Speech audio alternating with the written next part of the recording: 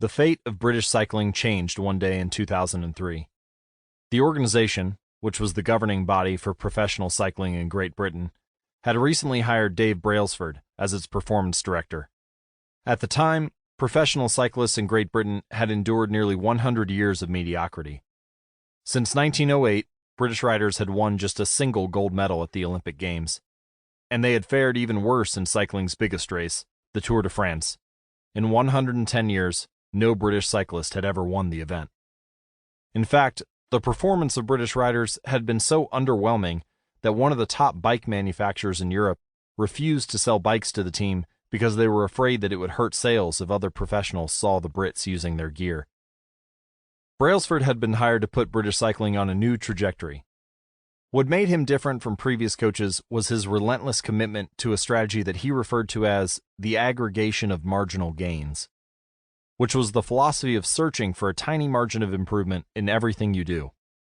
Brailsford said, "The whole principle came from the idea that if you broke down everything you could think of that goes into riding a bike and then improve it by 1%, you will get a significant increase when you put them all together."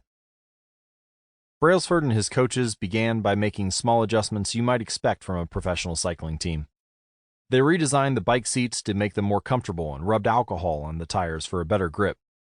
They asked riders to wear electrically heated overshorts to maintain ideal muscle temperature while riding, and used biofeedback sensors to monitor how each athlete responded to a particular workout.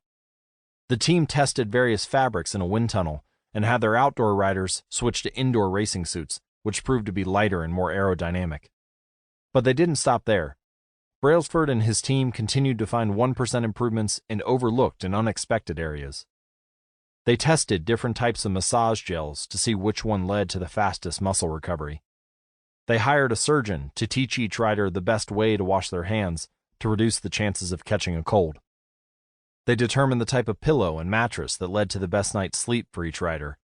They even painted the inside of the team truck white, which helped them spot little bits of dust that would normally slip by unnoticed, but could degrade the performance of the finely tuned bikes.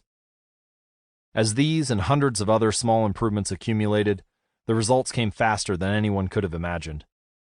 Just 5 years after Brailsford took over, the British cycling team dominated the road and track cycling events at the 2008 Olympic Games in Beijing, where they won an astounding 60% of the gold medals available. 4 years later, when the Olympic Games came to London, the Brits raised the bar as they set 9 Olympic records and 7 world records. That same year, Bradley Wiggins became the first British cyclist to win the Tour de France. The next year, his teammate Chris Froome won the race, and he would go on to win again in 2015, 2016, and 2017, giving the British team 5 Tour de France victories in 6 years. During the 10-year span from 2007 to 2017, British cyclists won 178 world championships and 66 Olympic or Paralympic gold medals, and captured 5 Tour de France victories in what is widely regarded as the most successful run in cycling history. For more information and updates on the British cycling team and their strategies, visit atomichabits.com/cycling. How does this happen? How does a team of previously ordinary athletes transform into world champions with tiny changes that, at first glance, would seem to make a modest difference at best?